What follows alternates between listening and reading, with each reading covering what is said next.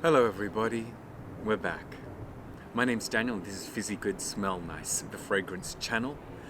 Thank you first of all for all your lovely feedback from the last couple of videos.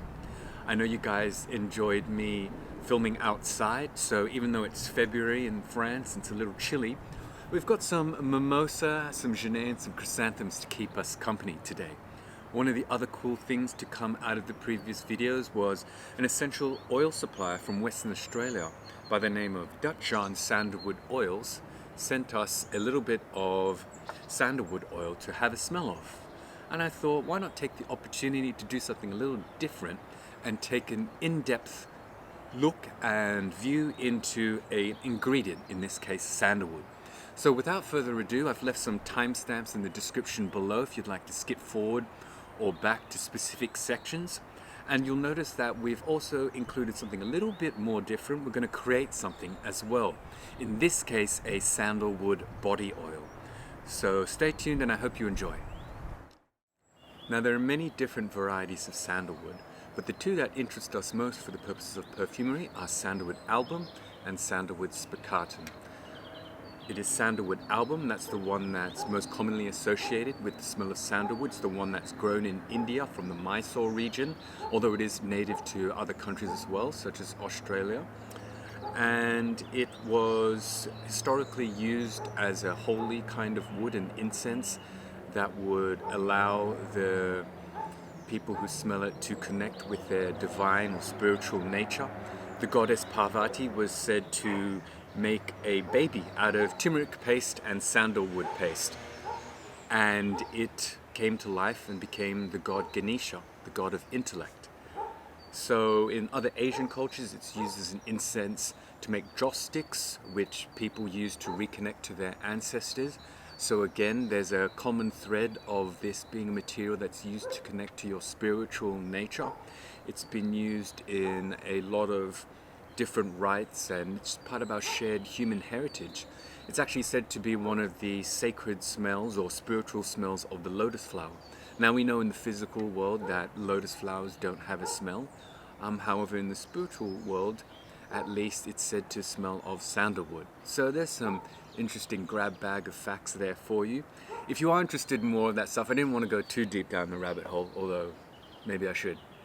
I've put a link below into all the references of sandalwood in ancient spiritual literature, if that is something that fascinates you. And yeah, following that, I would like to talk a little bit now about the oil itself. The oil is distilled from the heartwood of the tree, meaning the part of the tree that's left after you strip the bark away. It is then wood chipped and then distilled to extract the essential oils. Now sandalwood is a hemiparasitic tree, meaning that while it's young, it relies on another plant for things like nitrogen, shade and water. This is important, for instance, if you're looking to grow your own.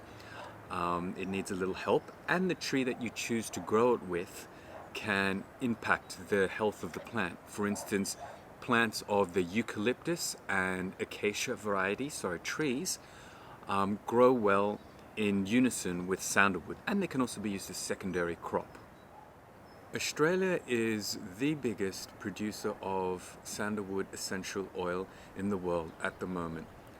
The sample that I've been sent from Western Australia is Sandalwood Spiccatum, and it is the most commonly produced sandalwood oil in Australia.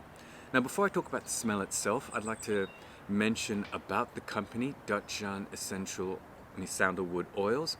They're a company that's run in partnership with the local Aboriginal custodians, so the native people. And the native people are 50% stakeholders in the company, meaning that they get a share not just of its profits, but of the caretaking of the land and the decisions on how it's run. And I think that is a very admirable thing. Now, in relation to the oil itself, I find Sandalwood Spiccatum, particularly this oil, a little bit less creamy than your traditional album sandalwood. And that's because it's lower in the santalol content. Now, the santalol in sandalwood is one of the main sesquiterpenes that influence or what sandalwood is valued for. However, I find Sandalwood Spiccatum, while it's a lot less creamy than the album, it has more resinous and more woody, almost like a white pepper note for me at least. And so it's a very interesting ingredient. Woods in general are valued for their sesquiterpenic notes. That's opposed to the notes that you would commonly find in other ingredients, like your more aromatic ingredients like herbs, rosemary, thyme, basil and what have you. So they are generally long-lasting and notes that are used as a fixative. We can talk more about that later in the next or the following sections. And yeah, so if you do manage to order some online, I encourage you maybe to try and order both the types of sandalwood and see which one you prefer. And from there are also things that it's not just about the santalol content. There are other things that contribute to the olfactive profile of the ingredient. For example, nuciferol and farnesol and different chemicals that you can look up online. Cool. So now that we've had a little bit of a description of the process of extraction and the oil, we're going to go into a little bit of creativity and making some oils. Okay, bye. Now we're going to blend our carrier oils. I've used the golden ratio to find something that works well for my skin. However, feel free to experiment and find a texture that suits you. Also note, for our essential oils coming up, if you don't have some, that's okay. We're making a body oil, so just use whatever material that you have on hand. Also note that because we're also using naturals, it might be a little bit more expensive. Anyway, I heard this Armenian song this morning, and I thought you might like it. Enjoy.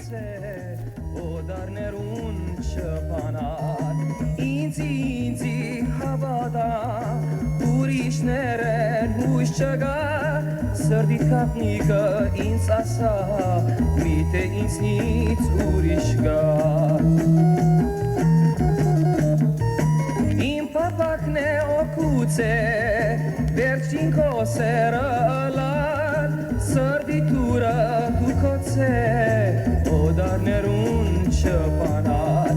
Impapac ne ocuțe, vercin coseră lat. Sărditură tu coțe, o dar nerun șăpanat.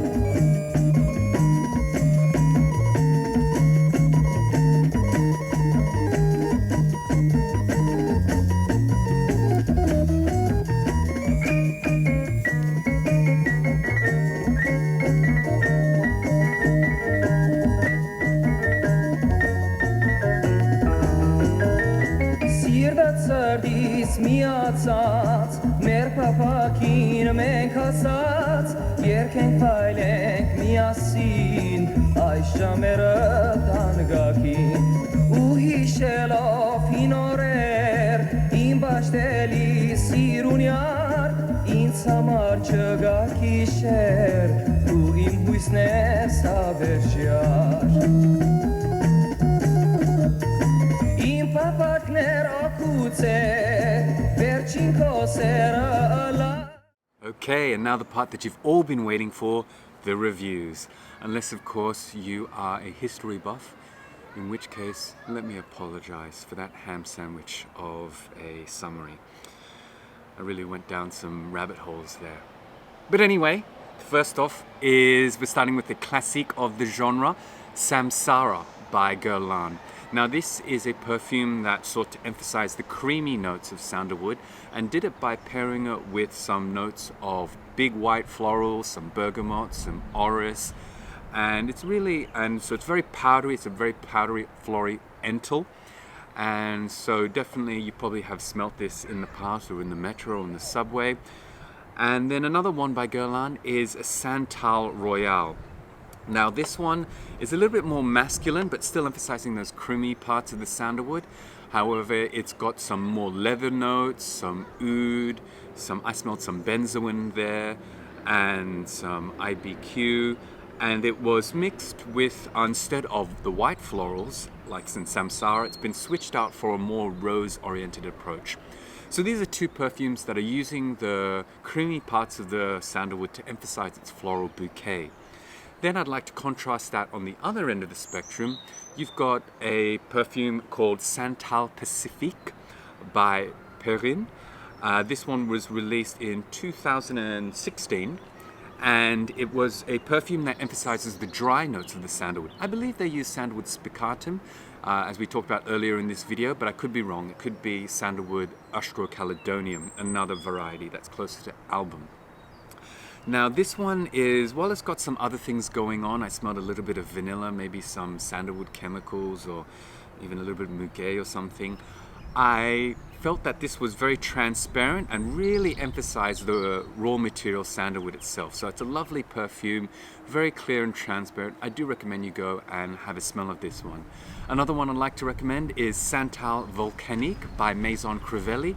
This one was very artistic and very interesting and emphasized the resinous part of the sandalwood as opposed to the creamy parts. And so I smelled some cardamom, some ylang, we had piney kind of resinous feeling to this one, and I found it quite interesting. One of the things I love about perfumery and about these ones in general is that on the two sides of the spectrum, you've got 4 different perfumes that are emphasizing different parts of the same material. And then, so it's almost like painting with his paints. They might have the same color, but it's how they use it that creates the artistic expression, if you will. Couple more perfumes that I'd like to mention or give a shout out to is Gris Chanel by BDK Paris. This is a perfume that's got a lot of things going on, some fig notes, some vetiver, some black tea, but they managed to pull it off, and it's complicated and sophisticated without being soup. So I find this one well done, and I think the creamy parts of the fig work well with the sandalwood.